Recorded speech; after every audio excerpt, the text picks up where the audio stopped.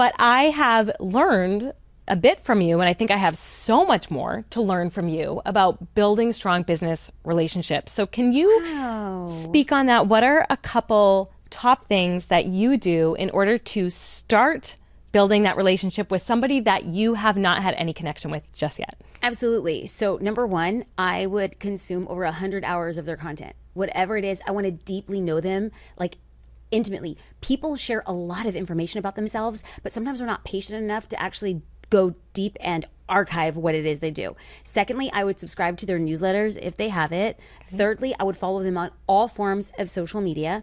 And I would ensure that I'm subscribing. You know how you can follow somebody's account? I would be following it, so I would be getting their notifications. And the best way for me to actually kind of cut through the noise would be to send quick replies or reactions to somebody's Instagram story. And then what I'm trying to do is offer insights. I'm not asking questions. I'm looking for things that they might like. Even small things like if they just went on vacation, I would make maybe recommendation for like a vacation book that they might like to read there, or an article that I might have found interesting. I'm creating human connections just to let them know that this is who I am and this is what I do. Also, I have a powerful platform in that I create content. So if I really wanted to court you and I wanted you to become an affiliate for me, it might make sense for me to go to some of your content. I might share your content, highlight your content, shout you out, leave a review, do something to signal to you, hey, I'm here, I like what it is you're doing, and anytime you would like to go deeper, let's do that. When you want to go deeper with them, when it's time you've kind of built up that I see you factor, what do you do next to actually make that formal connection? It depends how big the ask is.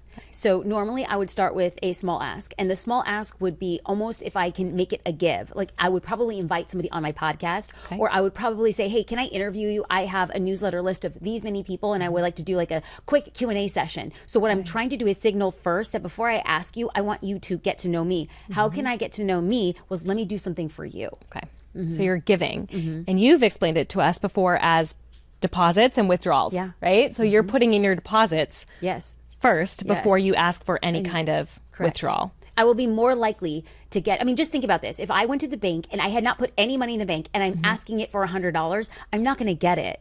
And relationships are just like that. You have to pour into it. And best thing is like a good relationship is like a savings account. So if I'm pouring into you, not expecting anything, and I'm playing the long maturation game, when I do ask for something, the interest that has built, I can still pull out and there's still be plenty of money left over. I find too that sometimes I think I want to work with somebody and then I get to know them a little bit more and I realize that, you know what, maybe this isn't the strongest business relationship that I want to cultivate. So I'm grateful for having gotten to know them first a little bit. Would you agree that there have been situations like that for you? 100%. And oftentimes where I'm like so into a person, I'd love to like collaborate in some capacity. By me giving them something, I get to see like how we work together. And I'm like, oh, this is great for what it was. I definitely don't want to go deeper. Okay. If you have gone deeper with that person, do you have any strategies of pulling back? Oh, I mean, I could just tell you everything I did wrong. Like I have like, you know, just failed relationships, friendships.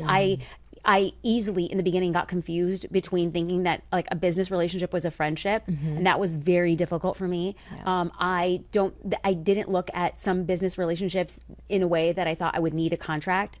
Probably my greatest regrets. There was like a lot of unpacking to do, plenty of years of therapy, because I just felt so stupid that I was like, oh, I thought a friend would never do me dirty, and it wasn't a friend. It was a business person who took advantage and walked away with the lion's share. And so, yeah, I could tell you the things to do wrong. And now I deeply, deeply understand that you and I are friendly.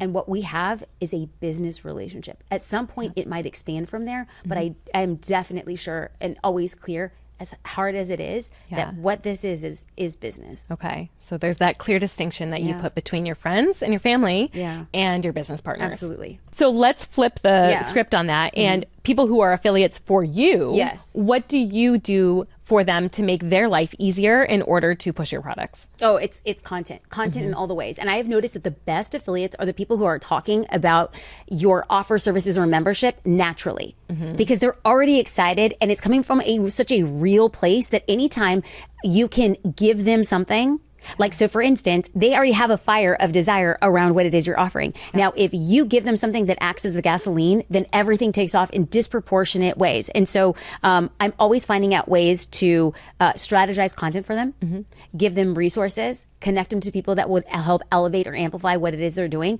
Maybe spend some time on how to organize their content. Like if they're saying that they spend X amount of time, I'm like, okay, this is the thing that I do. I'm going to give you tips and tricks on how you can 3X your output in the same amount of time. Why? It's going to be a benefit to us. Absolutely. And so what we do is we create all types of like messaging content, colors, fonts, insights that we've seen worked really well for us, the right words to use. And then we're incentivizing them. Like when their content performs, they get money as the back of it. Okay. Thank you for watching this short clip. To watch or listen to this episode in its entirety, view the description below. See you next time.